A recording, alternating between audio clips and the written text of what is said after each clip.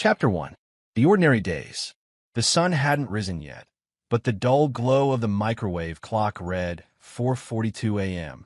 The kitchen smelled faintly of burnt toast and old coffee.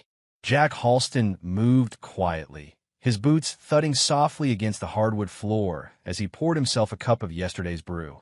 He sipped it without flinching. It was bitter, cold, and familiar. He stood there in his work uniform, the fluorescent orange vest slung over a thick gray hoodie. His hands were rough, calloused. His back ached from the roofing job the day before. He glanced over at the small dry erase board on the fridge. Mara had written, "Pick up Mia at 5. Don't forget. No please, no thank you." Not even her looping heart-shaped smiley face she used to doodle years ago. He ran a hand through his graying hair and sighed. Jack moved down the hall and peeked into the kids' rooms. Tanner, 15, was snoring under a pile of hoodies, headphones still in his ears. Mia, 12, lay curled up in a ball, hugging the same stuffed unicorn she'd had since she was 6. Jack smiled faintly at the sight. These small moments made the early mornings and double shifts worth it. He returned to the kitchen just as Mara entered, wrapped in a silk robe, eyes squinting against the overhead light. Her hair was tied in a lazy bun, and her phone was already in her hand. "Morning," Jack offered with a gentle smile. She grunted, sliding past him toward the fridge. "Is there creamer?" "I think we're out. I can grab some after work." She let out an audible sigh and didn't respond. Jack watched as she poured herself black coffee and immediately frowned after taking a sip. "I'll make a store run on my break," he said, trying again. "Whatever," she murmured, already tapping on her phone, thumbs flying. Jack watched her for a moment, his heart aching slightly at the distance in her tone. He remembered mornings where she'd press up against him by the coffee pot, teasing him, playfully complaining about his cheap cologne or strong coffee. Now, she barely made eye contact. He cleared his throat. "You sleep okay?" "Yeah. You?" "Some. My back's still stiff from the ladder fall last week." She gave a non-committal grunt and kept scrolling. He waited for her to say something else, to ask about his injury, to laugh, to touch his arm. Nothing came. "Okay, well, I should go. Got a roof inspection in the Heights this morning. Then the warehouse until 10. Mara nodded vaguely, still locked in her screen. "Cool." Jack hesitated, then stepped toward her and leaned in, trying to kiss her cheek. She turned slightly at the last second, and his lips landed near her jawline. "Bye," she said, brushing past him toward the hallway. He stood still for a beat, blinking, before forcing a chuckle. "Love you," he called out. She didn't reply. By lunchtime, Jack was covered in sweat and roof shingle dust. He leaned against his truck, shoveling down a gas station sandwich. His phone buzzed with a text. From Mara. "Don't forget, Mia. 5 p.m. Not 5.30. He stared at the message for a second, eyebrows raised. "No, how's your day?" Or "Be safe." Just a command. He typed back. "Got it. Be home around 6. No reply. Jack tossed the phone onto the passenger seat, took another bite, and wiped his mouth with his sleeve. He tried to push the creeping thoughts away. She's just tired. Just stressed. You've been distant too. She's got a lot on her plate. It's not her fault. He'd been repeating versions of that mantra for months. Later that evening, Jack pulled into the driveway just as the sky dipped orange. The lights were on in the living room, shadows dancing behind the curtains. He stepped inside to the smell of microwaved lasagna. Mia was at the kitchen table doing homework, earbuds in. Tanner was in the living room, controller in hand, barking into his headset. "Hey guys," Jack said, kicking off his boots. "Homework first, right?" "Did it already," Tanner said without looking up. Jack turned to Mia. "You good, sweetheart?" She nodded, but didn't remove the earbuds. Jack exhaled and moved into the kitchen. Mara sat on the couch, still on her phone, legs tucked under her. She didn't look up. He stood there for a long moment, waiting. "How was your day?" he finally asked. She looked up at him, distracted. Oh, fine. Busy." Jack took a breath. "We should try to do something this weekend. Just us. Or even the 4 of us. Go out somewhere. Bowling, maybe? You used to love that." She gave a soft snort. "You serious?" He blinked. "Yeah. What?" She set her phone down. "You're gone all day. Every day. The kids have plans. I have work too, Jack. You can't just swoop in and schedule a happy family outing like it's 2010. The words stung more than he expected. I'm just trying, he said quietly. Trying to reconnect a little. You don't reconnect with people by disappearing for 16 hours a day. I'm not disappearing, Mara. I'm working. For us. She rolled her eyes.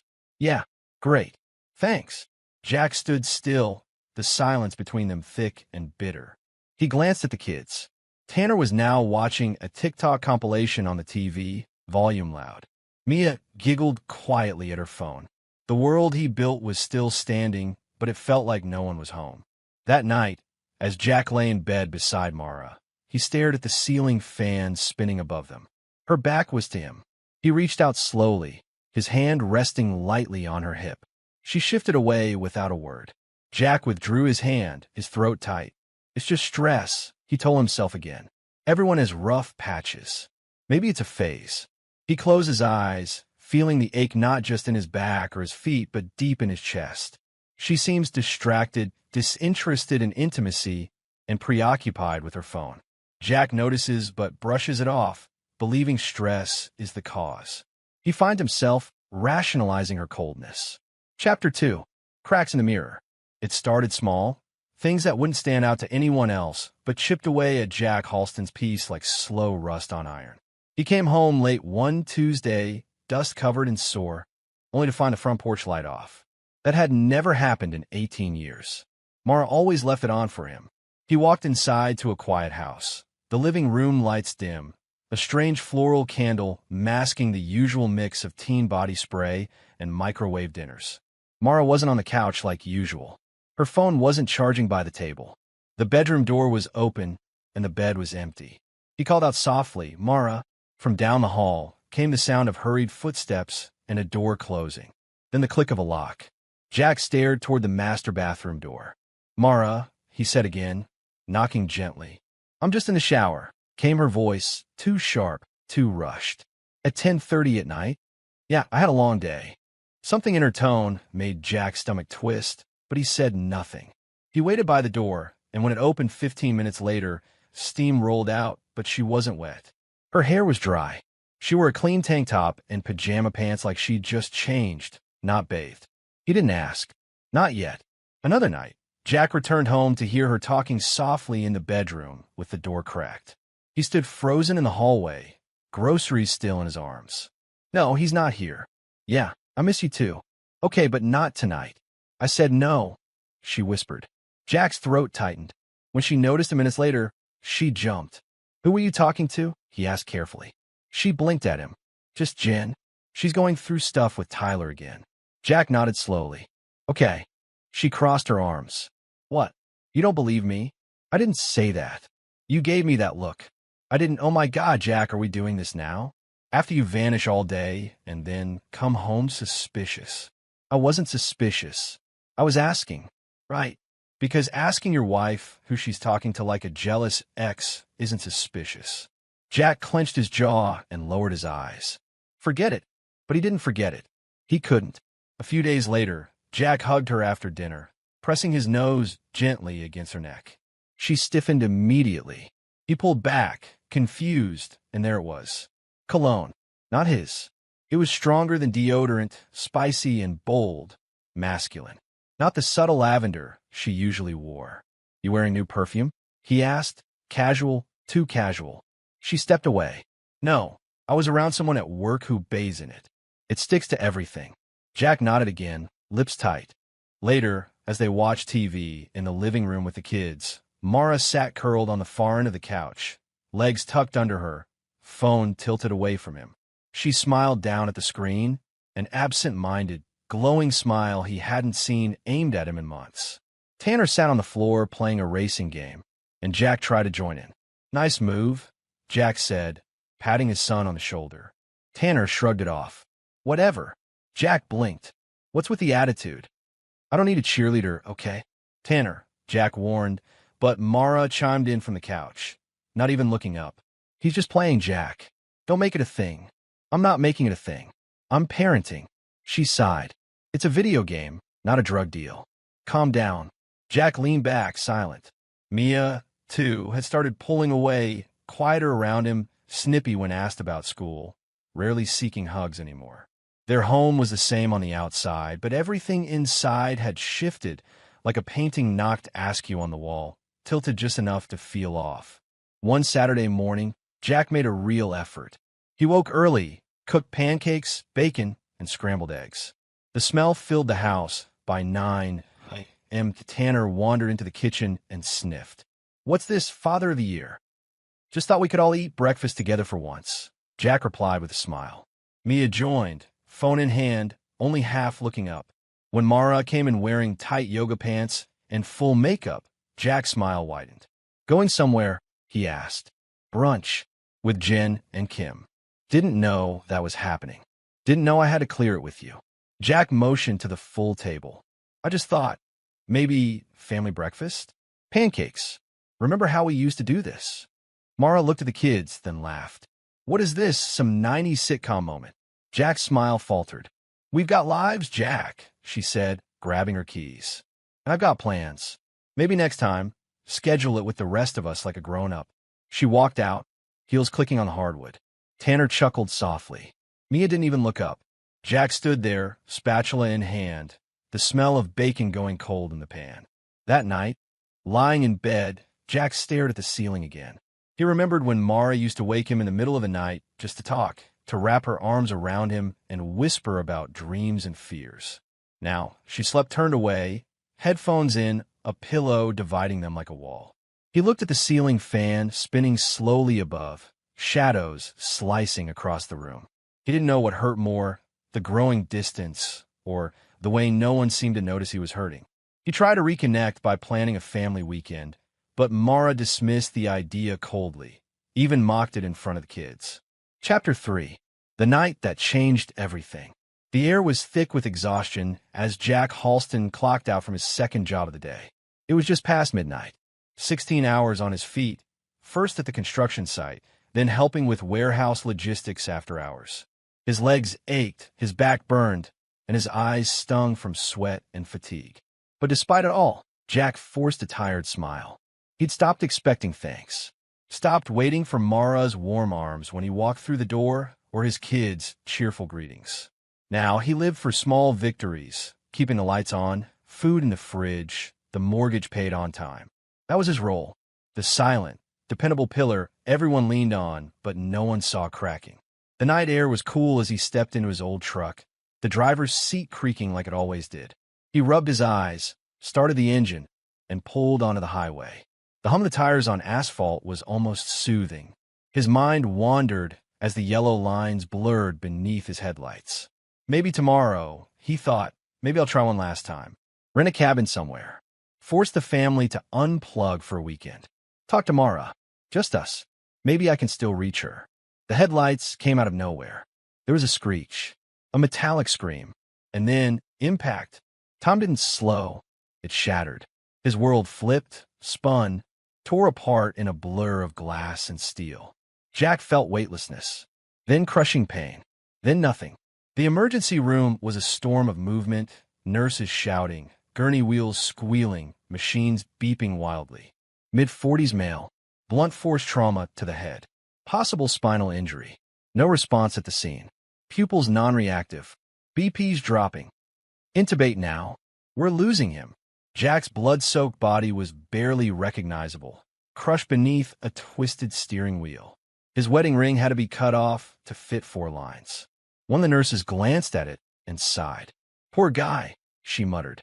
"Doesn't even know what hit him." 3 hours later, the hospital room was still except for the steady beeping of monitors. The worst was over, medically. But Jack hadn't woken up. Machines breathed for him. Tubes snaked from his arms, chest, and mouth. His face was bruised, one eye swollen shut, wrapped in gauze and tubes. He was no longer the tough, stoic man who carried drywall on his back for hours. He looked fragile, beaten, alone. A doctor stood beside Mara Halston, reading from a clipboard. He suffered massive head trauma. We won't know the full extent until, if, he regains consciousness. Mara's eyes were dry. Too dry. "No guarantees?" she asked flatly. "We'll monitor him closely. But sometimes patients never wake up." She nodded. slowly, too calmly. So, he's just lying there, like a vegetable. The doctor flinched at her bluntness. He's alive. But yes, he's currently unresponsive. Right, she muttered, glancing toward the room. Thanks. Mara didn't go in immediately. She stood outside the door for a long time, arms folded, face unreadable. Then she called someone. Yeah, she whispered into the phone. He's out. For good, maybe. I'm at the hospital now. No, the doctors think it's serious. Yeah, I know. This could be it. She ended the call, took a deep breath, and walked into the dimly lit room. The machines kept their rhythm, beep, beep, beep, soft and steady like a ticking clock. Mara walked to the bedside. Jack's face was barely visible under the bruises and tape. She leaned in, looked at him, for a long time. Her lip curled just slightly. You just couldn't stop working, could you? She muttered. 16 hours a day to support a family that didn't even ask for all that crap. You thought that made you a man? There was no response, just the hum of machines. You're not some noble hero, Jack. You're just tired, weak, predictable. She laughed bitterly. God, I wasted my good years waiting for you to stop chasing paychecks and notice you were losing me. She turned to the door. Tanner, Mia, she called softly. Come in here. The two teens entered hesitantly, dressed in hoodies and headphones, eyes darting toward the bed but not approaching it. Tanner looked disgusted. He looks gross. Mia wrinkled her nose. Is he even alive? Mara placed a hand on each of their backs. He's alive, she said carefully. But not really. The doctors think he might not wake up. Not ever. The room was silent. Jack's machines beeped softly. Oxygen hissed from a nasal tube. Then what happens? Tanner asked. Like, does he stay like this? Forever? Mara shrugged. Maybe. But we're not staying around waiting to find out. Mia blinked. What do you mean? Mara's voice was calm. Too calm. Your father. He's not coming back. Not really. And honestly, maybe it's better this way. The kids stared at her. She leaned forward, lips close to their ears, her voice low, dark, final. We can start fresh without your pathetic father. Beep, beep, beep. Chapter 4. Ghost in the room. Darkness. Thick, endless, suffocating darkness. But Jack was in there, somewhere, trapped beneath it, like buried under wet concrete. His body wouldn't move, wouldn't respond, but his mind was alive. Flickering, straining. Sound came first, muffled at first, like underwater whispers. Then slowly, terrifyingly, they grew sharper. Footsteps, beeping machines, hushed voices, shifting curtains, the faint scent of disinfectant and latex. He wanted to scream, to ask what happened, where he was, but his mouth wouldn't open. His lungs wouldn't obey. Only his mind flailed in the void, screaming silently. And then he heard her. I need to withdraw the rest today, Mara said crisply. I'll need a signature override. He's incapacitated. Jack recognized the sterile tone she used when she was lying. Are you sure you want to close the joint account, ma'am? The bank manager asked. I'm his wife, she said. Power of attorney is already on file. Just process it. Jack's heart pounded. He felt it even if his body didn't show it. She was emptying the account. Days passed in fragments. Mara came in, sometimes with the kids. But her voice had no warmth, no grief, no regret. More than once, she walked into his hospital room while speaking on the phone, completely unbothered by his presence. No, I already sold the Snap-on set. Yeah, the whole thing. His tools? What does he need them for now? She laughed, light, cruel. Garage is empty now. I'm listing the house this week. Yeah, I'll keep the truck for a while, until I figure out what I'm doing. Sold my tools? Jack's inner voice was a mixture of disbelief and rage.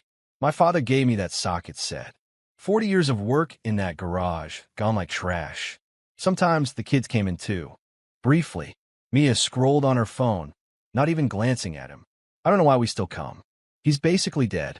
Tanner would sit in the chair, bored and annoyed. So we just wait around until they pull the plug? This is depressing. And Mara never corrected them, never defended him. She would stand over Jack's motionless body and say things like, he always thought working himself to death would earn him something, like a reward. Turns out all it earned him was this bed. Jack's soul twisted inside the prison of his body. Rage boiled silently in his chest. Helpless. The nurses were courteous, professional. But they saw it too. The indifference. The callous remarks. The way Mara never stayed more than 15 minutes. The way she answered texts while standing at his bedside. One nurse, a tall woman named Kara, adjusted his 4 one morning and muttered under her breath. Poor guy. But he never saw it coming. Another younger nurse, Jerome, whispered to her, his wife's already asking about palliative care. And he's only been here, 2 weeks? But the most unexpected comfort came from Chaplain Avery. A soft-spoken man in his late 50s, Avery had a salt and pepper beard, glasses perched on his nose, and a kind way about him. He walked with a quiet authority, like a man who'd seen people at their worst and still believed in their best. He started coming in during the late afternoons, when things quieted down on the floor. Good afternoon, Mr. Halston, he'd say gently, settling into the chair beside Jack's bed. Mind if I keep you company for a bit? Jack, of course, couldn't respond. But he heard every word. I don't know if you can hear me, Avery would say, but I like to believe people in comas. They hear more than we think. He'd read psalms, sometimes poetry. Other times, he just talked. I noticed your wife doesn't stay long, Avery said one afternoon. Not judging. People grieve differently. But there's something off. He paused, shifted in his seat.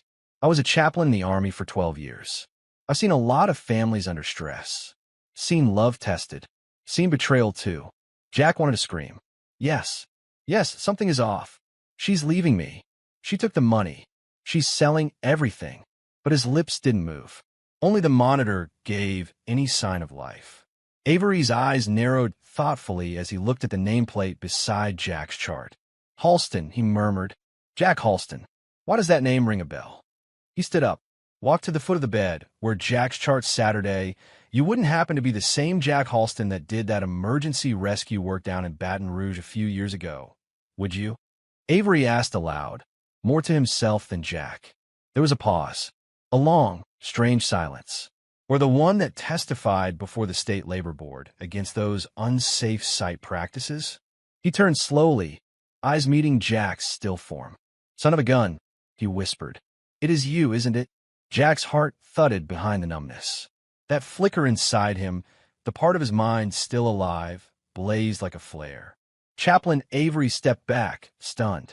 You've done more for this state than half the politicians in office, he said, now reverent. People know your name. He sat back down, visibly shaken. No wonder she's so eager to get rid of you, he said, his voice low now. She doesn't know who she's walking away from. Avery leaned forward, clasping Jack's hand gently. I don't know what you're going through in there, Mr. Halston, but I want you to know something. You're not alone. Not anymore. And with that, the old chaplain reached into his worn leather satchel and pulled out a battered book of poetry.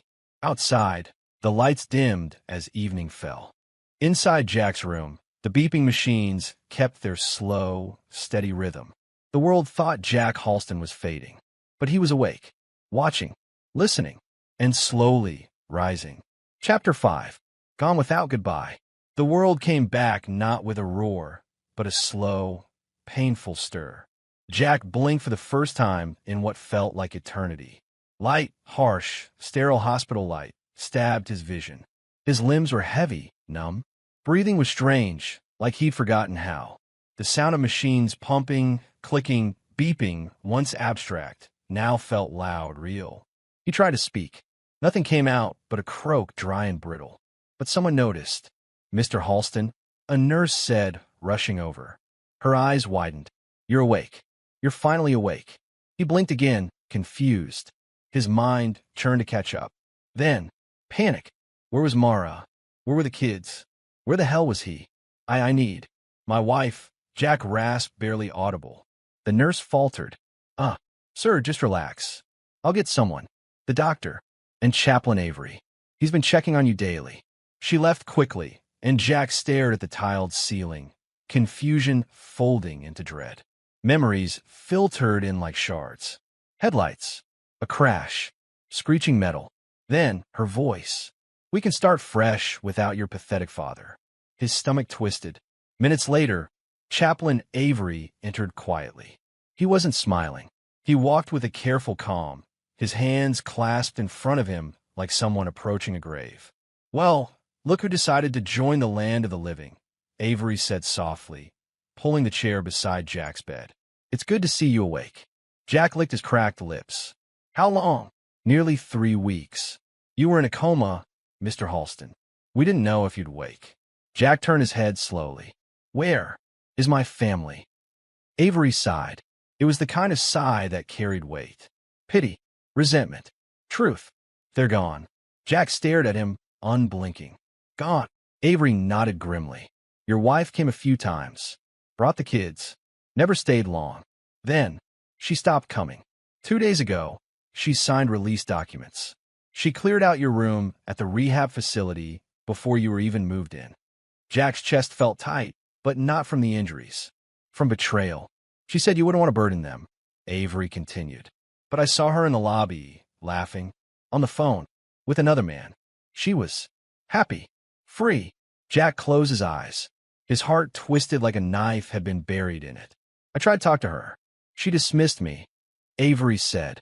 "I don't usually get involved. But this didn't sit right. The way she acted. Cold. Detached. Like you were a chore." Jack's jaw clenched. Every word dug deeper into his broken ribs. "What else?" he rasped. Avery hesitated. "She closed your bank accounts. I overheard her on the phone, mentioning properties. Money. Sounded like she already had a plan in place."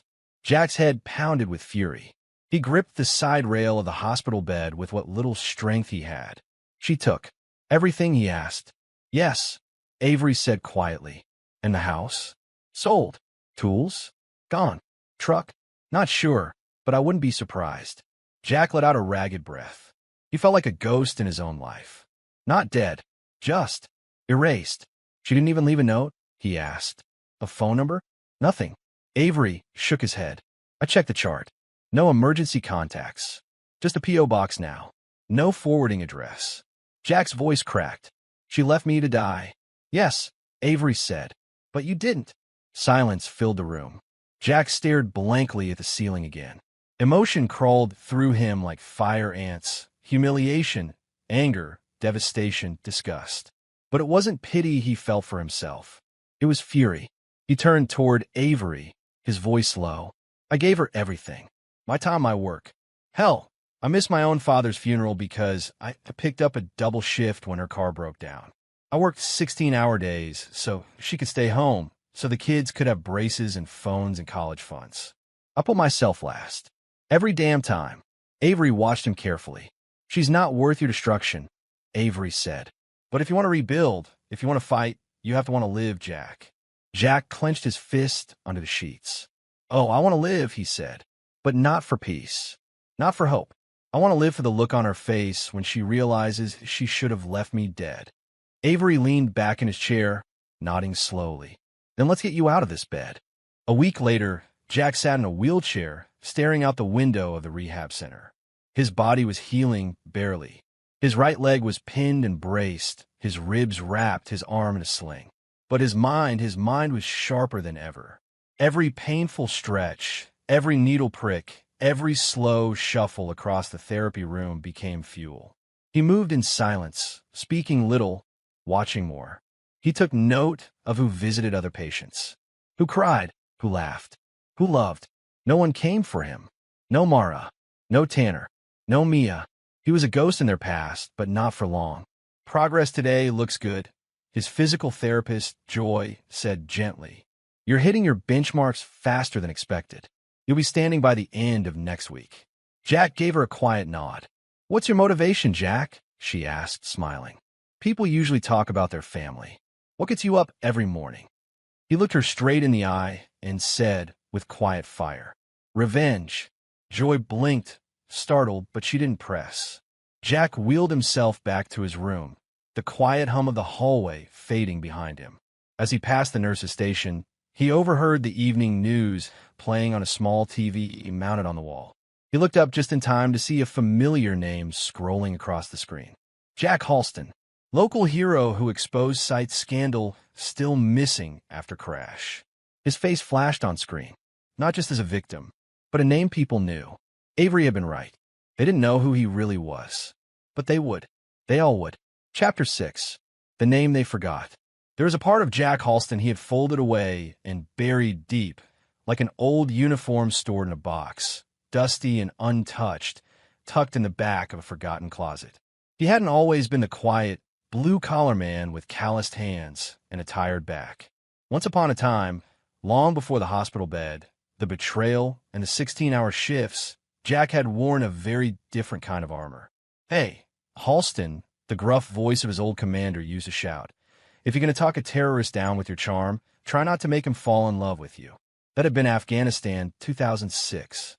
Jack had been the guy you called when things went south. Not just a soldier, but a decorated crisis negotiator. 3-time Bronze Star recipient. Led hostage rescues. Talked down a teenage bomber wearing a vest strapped by his own father. But he never told Mara about all of it. Maybe some stories. Never the weight of them. He wanted a life where he wasn't the story. So when he returned home in 2009, he hung up the uniform and applied for a state-level crisis negotiation team. Eventually, he left that too, for the life of a husband and father. The simplicity of picking up dry cleaning, coaching Little League, changing oil, being ordinary. He thought it was noble. He thought they'd see it as sacrifice. But now, here he was, alone in a rehab center, betrayed by the very people he'd built his world around. They had no clue who he used to be. No clue who they had just abandoned. That all changed one Tuesday afternoon. It started with a child. Jack had wheeled himself down the hallway after therapy, sweat still clinging to his temples. In the waiting room, a little girl was crying, curled on a bench, backpack too big for her tiny frame. She looked about 6. Lost. Panicked. "Hey," Jack said gently, wheeling closer. "What's your name, sweetheart?" She sniffled. "Ellie. I lost my mommy. She was just here, and now she's gone." Jack nodded calmly. That part of him, the negotiator, the steady voice in chaos, came back like muscle memory. "Okay, Ellie," he said softly. "I'm Jack. I'm going to help you. I'm pretty good at finding people. Let's breathe first. 1 in, 1 out." She copied him. 1 breath. 2. She began to calm. Soon a nurse arrived, recognizing the child. "Ellie, thank God. Her mom's down in radiology," the nurse said. "She must have wandered up here by mistake."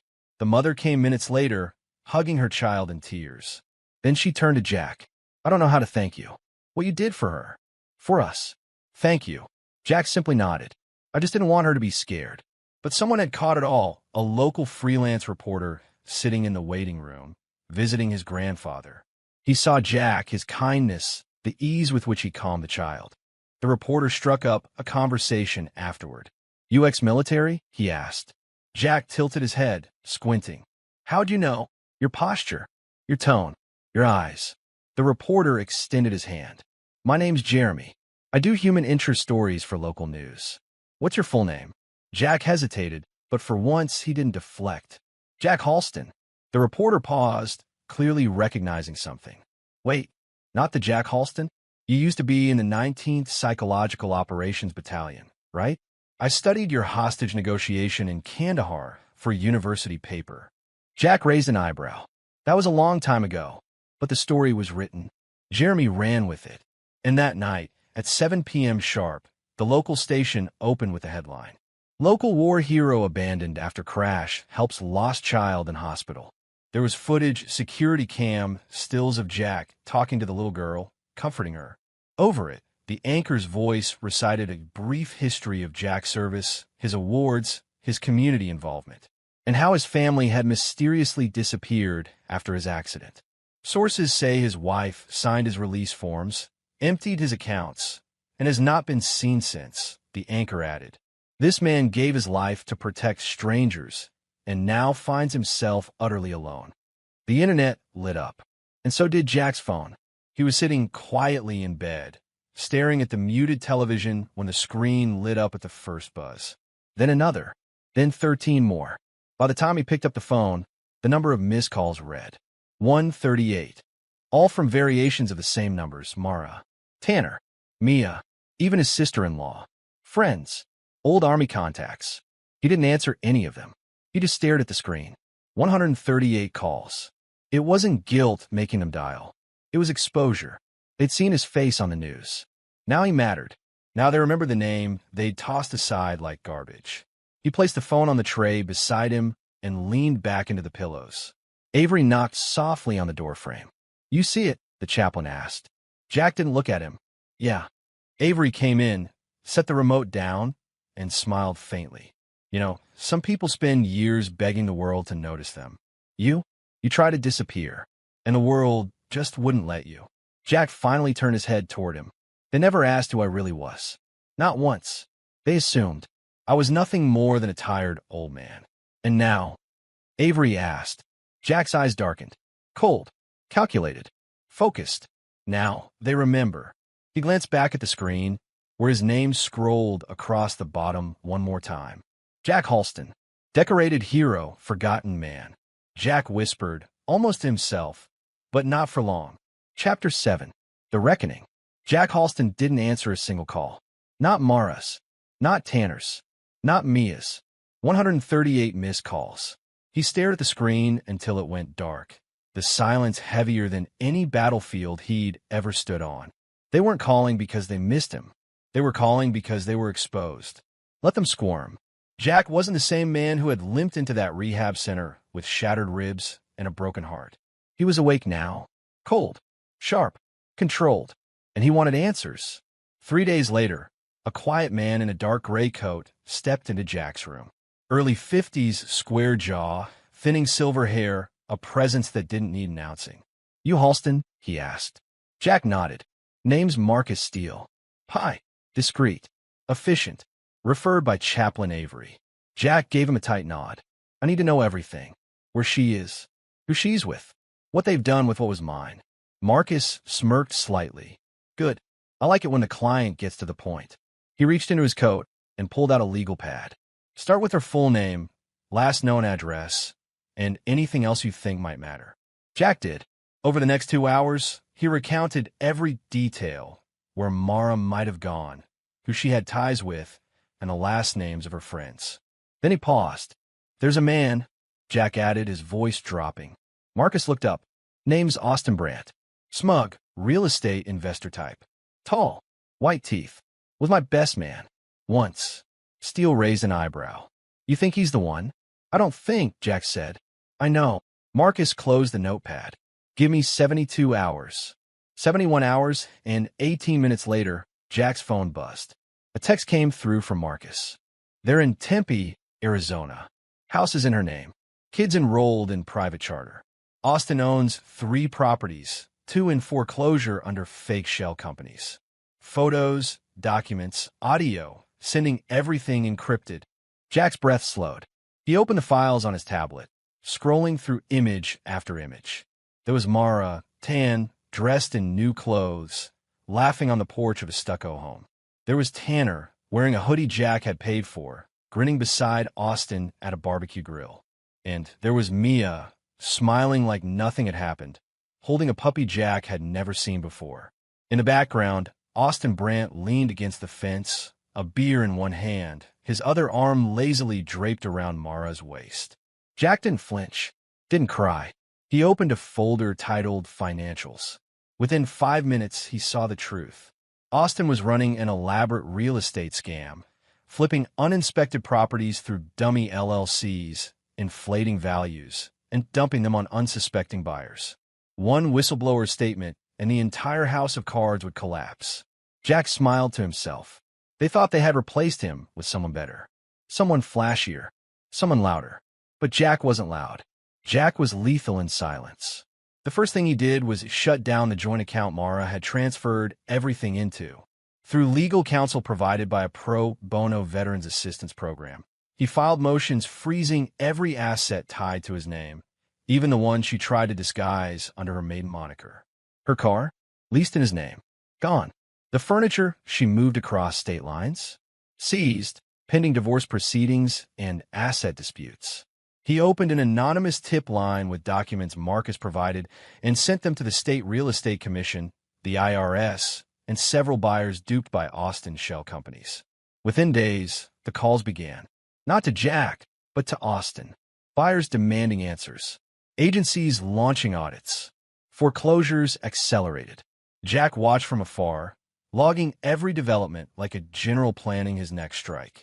Still, he never called, never wrote, never threatened.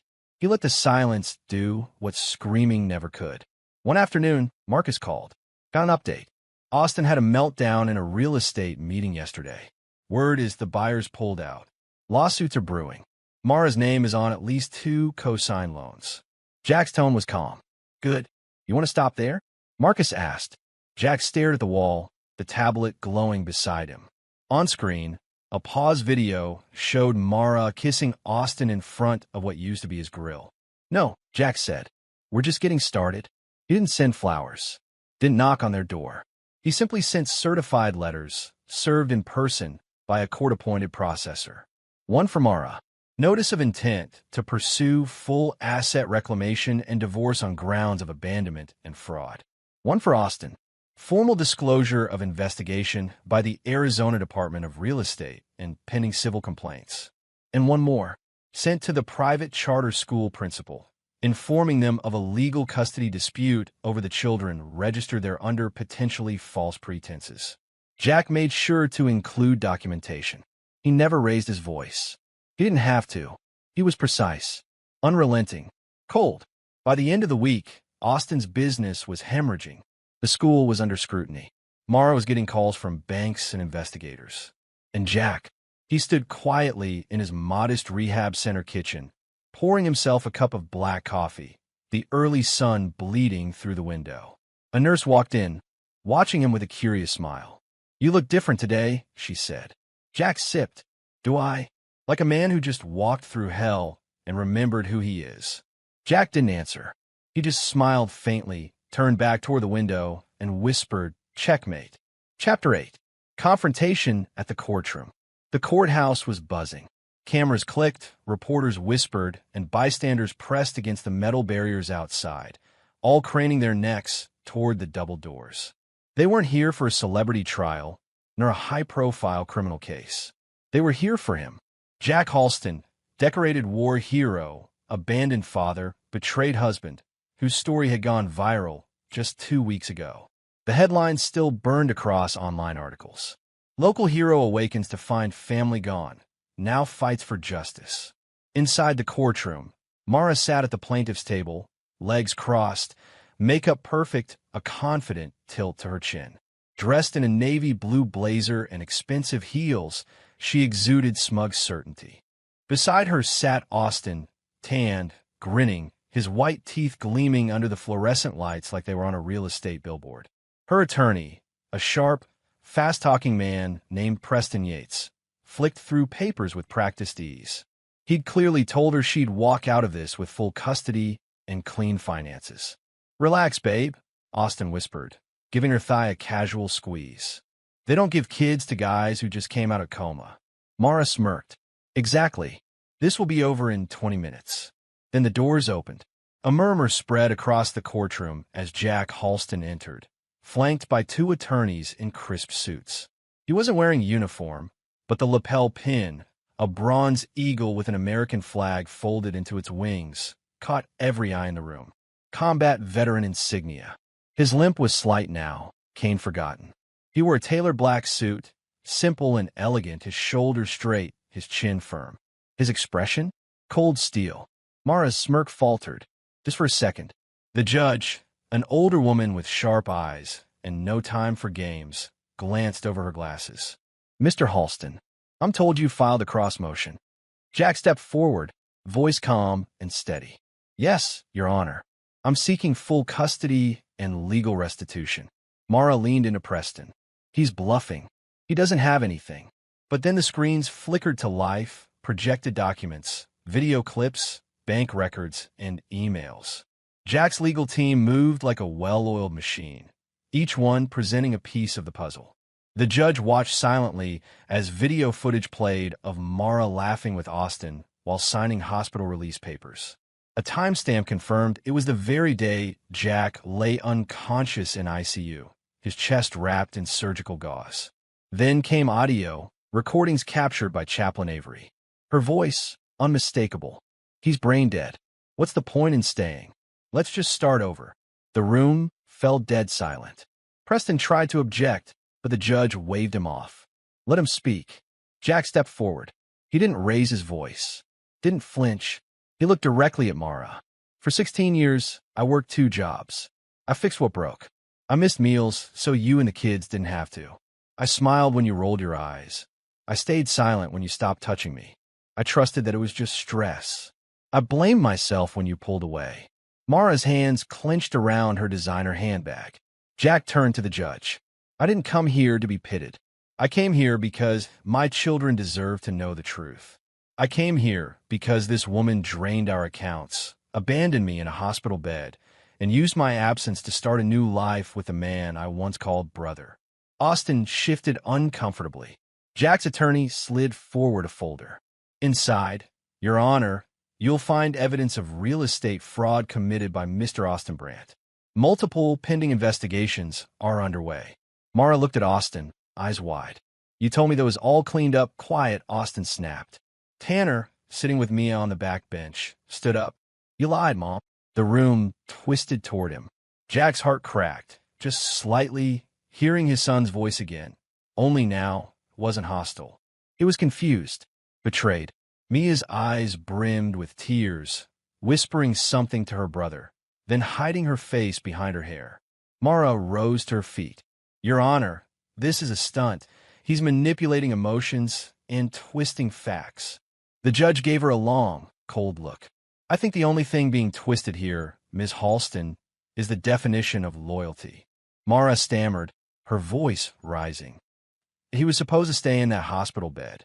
The words were out before she could catch them. Gasps rippled through the courtroom. Even Preston, her own lawyer, took a slow breath and stepped slightly away. Jack didn't say a word. He didn't need to. The look on Mara's face, pale, ashen, like the floor had dropped beneath her, said enough.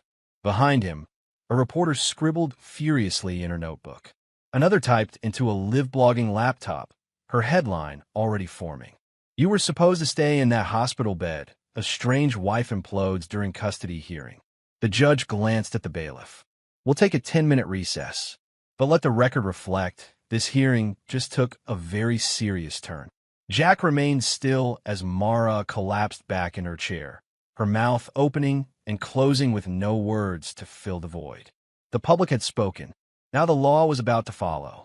You were supposed to stay in that hospital bed. Chapter 9. Scorched Earth. The courtroom victory hadn't marked the end.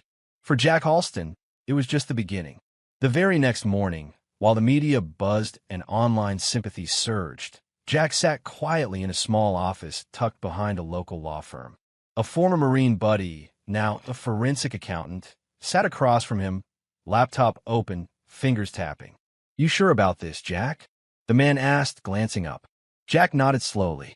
I didn't come back from death to leave ashes behind. I came back to burn down their house of lies. The accountant leaned back. Well, Austin made it easy. He's got offshore transfers, inflated listings, fake LLCs with Mara's name on 3 of them. It's bad. Send it to the IRS. Anonymous packet. Tip line. Jack replied coldly. Then copy it to the state attorney. His voice was level, not vengeful. It wasn't about rage. This was strategy, precision, and it continued.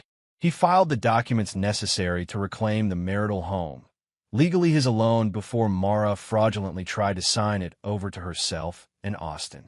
A quiet judge, perhaps already influenced by Jack's viral popularity and decorated service, approved the freeze on joint marital assets.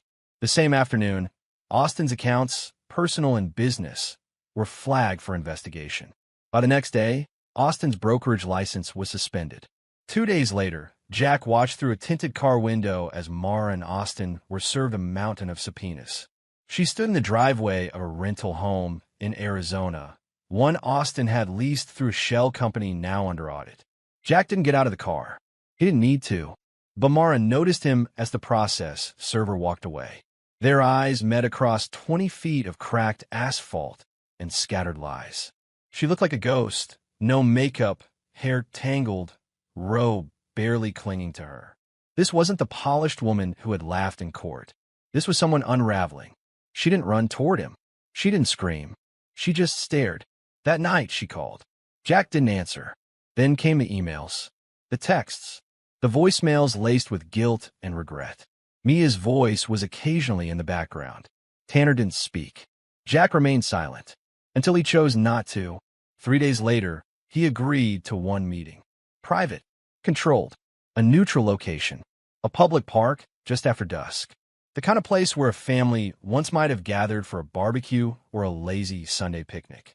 Mara arrived first, wrapped in a too-thin coat despite the spring chill. Her eyes darted nervously around as she stood near a bench, rubbing her hands together. When Jack walked into view, her breath hitched. He looked different now. Not broken, not limping, not faded. Whole, strong. She swallowed hard. Jack, he raised a hand. Don't. Not yet. He stood there, arms crossed, watching her. I didn't think you'd want to see me. I don't, Jack said flatly, but I needed to say something. Her eyes brimmed, lips trembling. You don't understand what it was like. You were gone so much. I was alone. I was angry. Austin made me feel wanted. Stop. He cut in, his voice quiet but sharp. Mara flinched. Jack walked a slow circle around the bench, not sitting. You wanted comfort, not struggle. You wanted the finish line without the race, he said. You wanted to be rescued from the life I was building for you. But you forgot something important. She blinked. What? He stepped closer. Just enough. You traded a warrior for a wallet. But you forgot I built both. His voice was steel, unshaking, cold but not cruel. Mara's face crumpled. I made a mistake. You made a series of decisions, he corrected. Mistakes are stubbing your toe. You chose this. You chose him. You chose to leave me to die, and when I didn't, you were angry about it. She opened her mouth, but couldn't speak. I didn't come here to forgive you, Jack said, his voice softer now. I came here to close the door myself. Tears slid down her cheeks. Jack turned to leave. Wait, she whispered. The kids, they're confused. Mia's been asking questions. She saw your interview. She's asking if she can see you.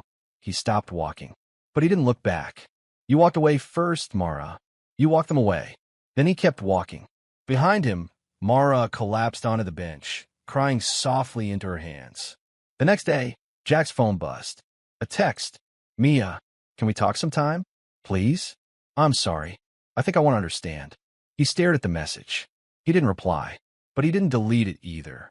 He just watched the screen a moment longer, then locked the phone and tucked it into his jacket pocket, heart steady, his feet already carrying him forward. Mia reaches out, beginning to question everything. Chapter 10. The Life After. The months that followed were a testament to Jack Halston's resilience. The man who had once been broken, abandoned in a sterile hospital room, now moved with the steady grace of someone who had reclaimed his life, piece by piece, day by day. Jack sat on a weathered wooden bench in a quiet park near downtown, the warm afternoon sun filtering through the rustling leaves. His legs stretched out, boots dusty but polished, his posture relaxed. A broad-brimmed hat shaded his face, the faint lines around his eyes softened by a hint of a smile. Beside him, Emma watched the small child playing at the edge of the grass. She was everything Jack never expected to find after the storm, a trauma nurse with a gentle laugh and a fierce heart. She had been part of his recovery team, tending to his wounds not just with skill, but with kindness. The bond between them had grown quietly, naturally, over countless hospital visits, rehab sessions, and long talks in the evenings. Emma glanced over at him, brushing a strand of hair from her face. You look peaceful, she said softly. Jack chuckled, the sound deep and rich. Feels like I finally am.